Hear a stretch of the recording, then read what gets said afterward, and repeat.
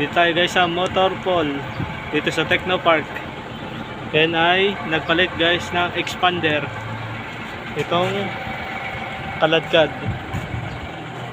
Bagong expander pinat yan guys. Hindi ko na naipakita sa video kasi yan lang nahagip ng aking camera. Busy ako kasi kanina eh. Ito guys yung grasa.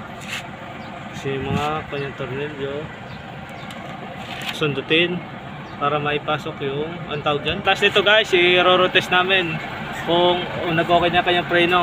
Kasi nagbiyaya kong Isabela. Halos pag preno ko, harap lang may preno. Ito, tapos itong dalawa. Halos nakapreno ako. Halos gumugulong pa. Tumutulak pa. Kaya hindi ako natutok. So ngayon, masubukan mamaya pagka naikabit na yan. Ngayon kinakabit na guys, may rorotest ko na ito, si T72. Malaman na guys kung okay na yung mga kanyang mga preno at kung meron pa dapat bang i-adjust. Tatanggalin na yung jack sa ilalim.